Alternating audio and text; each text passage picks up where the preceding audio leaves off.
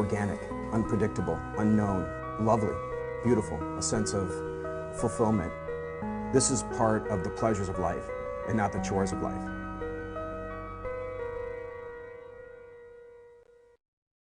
Coming up next on Daily Iowan TV, Iowa egg farms meet disaster. Learn why millions of chickens will soon have a dismal fate. And don't clear the ice, why people are packing the Coralville Ice Arena. A couple of Hawkeye Sports welcome some new faces. Find out more in sports. All this at the top of the hour. Welcome to Daily Iowan TV.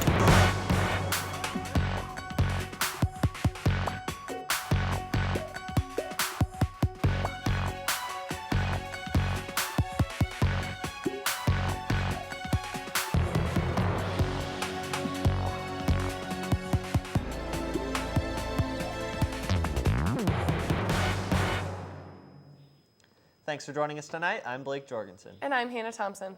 We told you about Iowa's nation-leading egg production last week, but now there's trouble in the industry.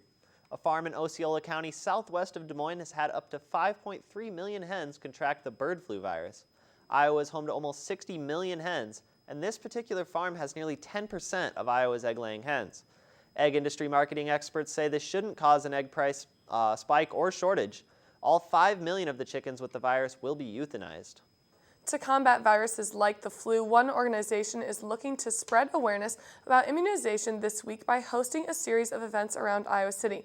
Nick Fisher is standing by in the newsroom with more. That's right, Hannah. The University of Iowa Immunity Campaign is hosting events to honor World Immunization Week. The campaign focuses on closing global gaps in immunization levels while also encouraging vaccinations worldwide. According to the World Health Organization, immunizations help save 2 to 3 million lives each year, but globally 21.8 million infants are still missing out on basic vaccines. Here on campus, students and faculty will look to spread the word about importance of immunizations through April 30th, with some highlighted events being at a Kids Day this Thursday at Hubbard Park and an art show on Friday at Beatology in downtown Iowa City. Hannah Van Ochten, an event coordinator, explained the week's importance here on campus.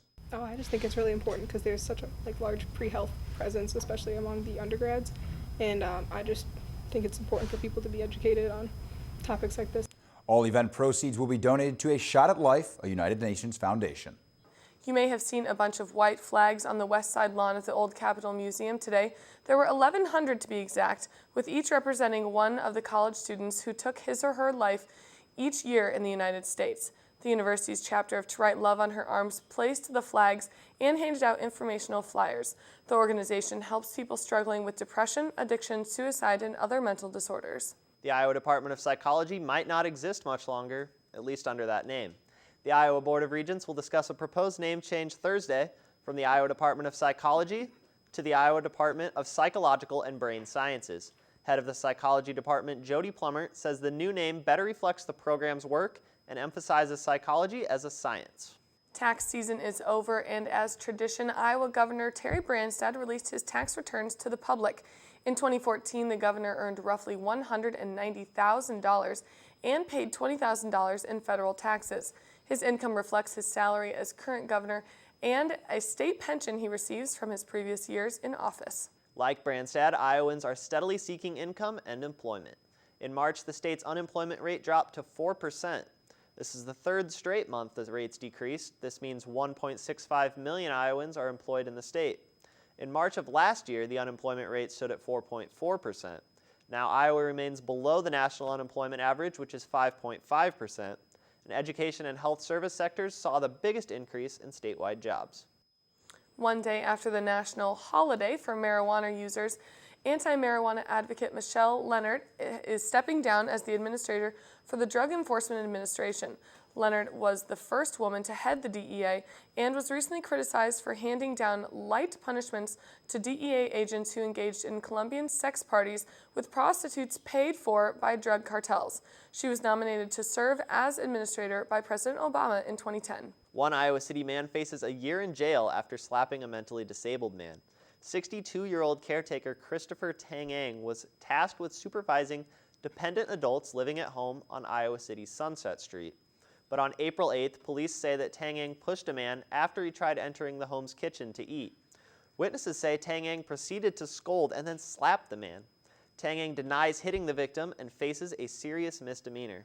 And still to come, learn what new barbecue joint is becoming quite a buzz here in Iowa City. And in sports, a full preview of Hawkeye, softball, and baseball games. Pretty windy day today. My coat almost blew away just coming here. I know, Megan. What's coming? Is it going to be this windy the rest of the week? It has been pretty cold, guys. It looks like we can expect the same trend tomorrow. Wednesday will begin with cold temperatures in the lower 30s and clear skies. By the noon hour, those temps will rise to the high 40s with sunny skies. We'll end Wednesday night with a rise in temperatures to the 50s. Taking a look ahead at the rest of this week, Thursday and Friday will be a bit warmer as we head into the 60-degree range. However, Saturday is going to be a rainy one with cooler temperatures.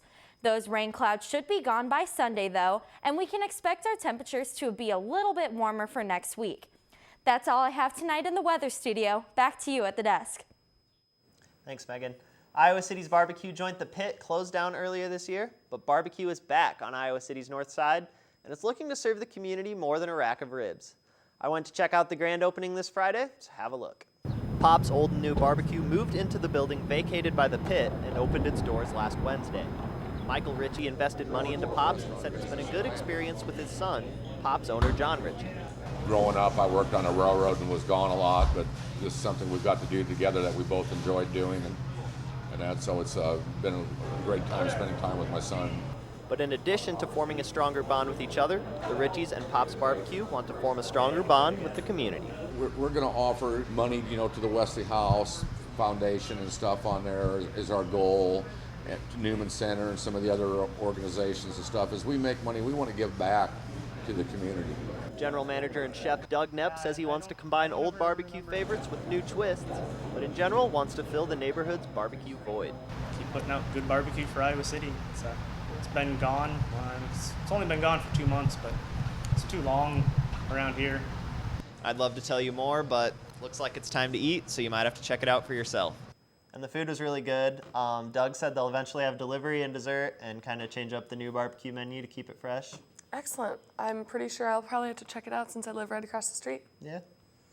Now the NHL playoffs just started, and it's not hard to find students sporting their hometown jerseys downtown on game nights. But ice hockey is proving to be quite popular for those who call Iowa City their permanent home as well. Daily Iowan TV's Frank Rotella has more. While the game of ice hockey has its roots in 19th century Canada, the Iowa City Coralville hockey program has its roots in Iowa City's City Park. Formed 21 years ago, the program would play on frozen ponds in the winter months. After moving to the Coral Ridge Mall after it opened, it now has offerings for everyone, like learn-to-play hockey programs for both kids and adults and traveling youth hockey teams.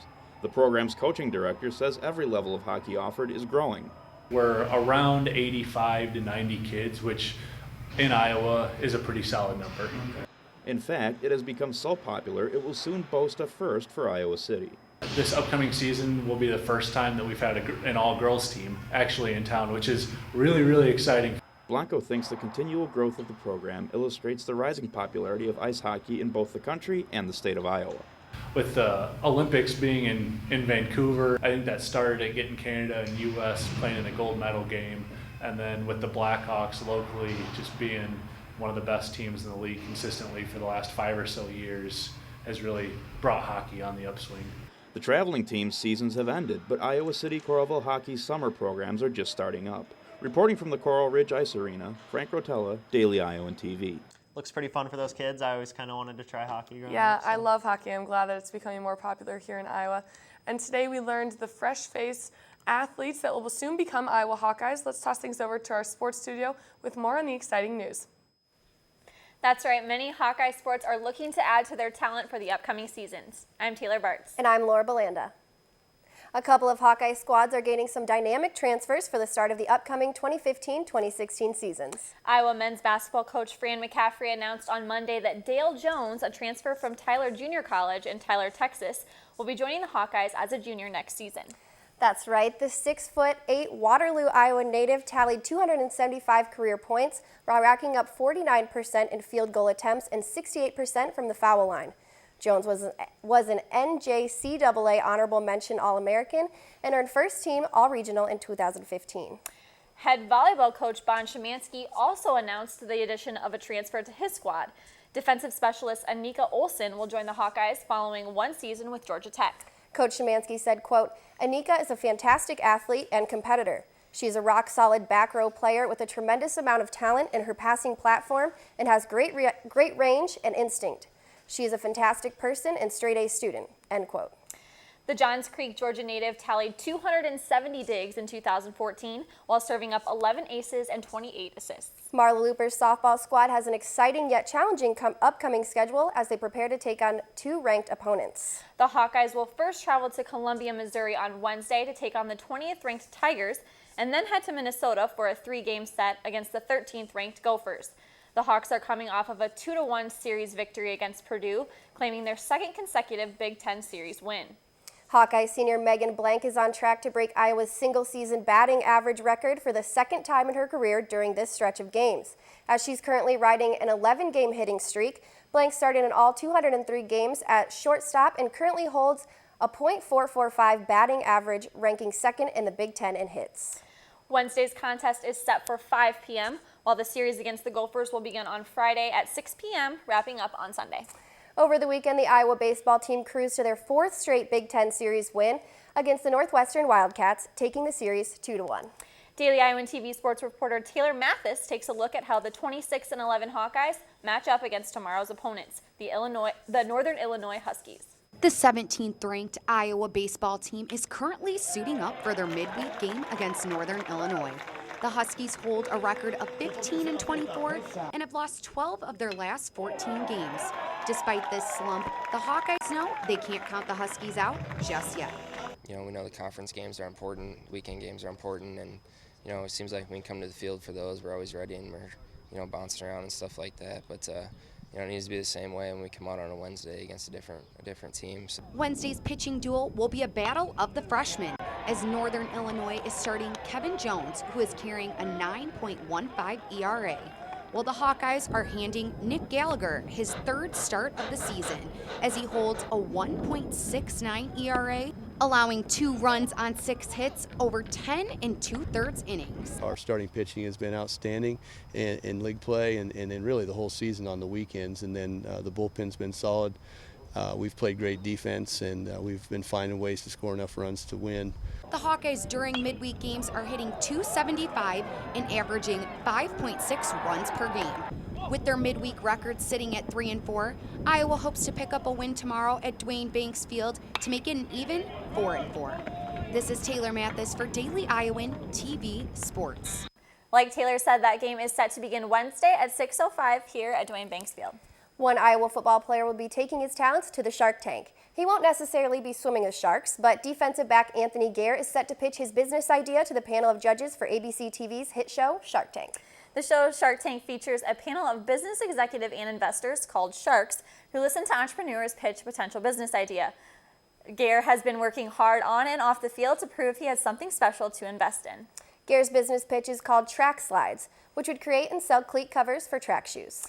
Seems like a really good idea. I think that would come in handy for a lot of track athletes. Right, back in my middle school track days, I'm pretty sure I could have used those. Yeah, definitely.